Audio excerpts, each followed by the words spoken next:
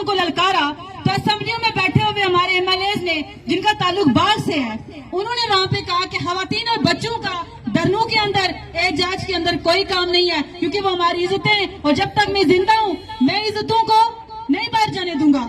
تو میں نے پوسٹ پہ کمنٹ کیا تھا کہ ہم اس کا جواب چوک میں کھڑے ہو کے دیں گے, ویڈیو پیغام سے نہیں دیں گے. آج کے دن میر اکبر صاحب کو یہ پیغام مل رہا ہے کہ ریاست کی بیٹیاں چوکوں میں اگر آپ زندہ ہیں تو آج کہاں ہیں؟ زندہ ہیں تو آج آپ یہاں پہ موجود کیوں نہیں ہیں؟ کیا آپ کی غیرتیں مر چکی ہیں یا آپ کو چوڑیاں پہن لینی چاہیے؟ مزید اس میں اضافہ کرتی چلوں, حکمرانوں کو مسئلہ نہیں تھا, ان کو تکلیف تب ہوئی جب یہاں کے عوام نے ان کی مراد ختم کرنے کی بات کی. حکمرانوں کا گریبان پکڑو, میری ریاست کی مزاحمت کار بیٹیوں صنف آہن ان کا گریبان پکڑ کر سوال کرو کہ میرا بچہ بھوکا کیوں ہے اور تمہارا بچہ کھا پی کیوں رہا ہے؟ میرا بچہ سرکاری اسکولوں میں ٹاٹ اسکولوں میں کیوں پڑھ رہا ہے اور تمہارا بچہ باہر کے ملکوں میں کیوں پڑھ رہا ہے؟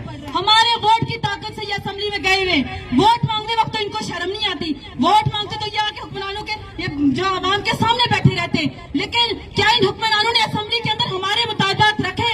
کیا یہاں سے الیکٹ کیے گئے سردار ضیاء القمر نے اسمبلی کے اندر عوام کی نمائندگی کی؟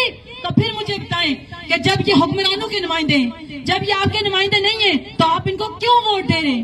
آپ نے تو اس ووٹ کے لیے جھگڑے کیے, ایک دوسرے کی کھوپڑیاں تک اتار دی ہیں. میں یہ پوچھنا چاہ رہی ہوں اس اسٹیج کی وساطت سے میر اکبر صاحب کو اور باقی جو بھی خواتین کے احتجاج کے حوالے سے مخالفت کر رہا ہے اور یہ کہہ رہا ہے کہ جی ایسا نہیں ہوگا, میں عوام کو وہ بھی یاد دلانا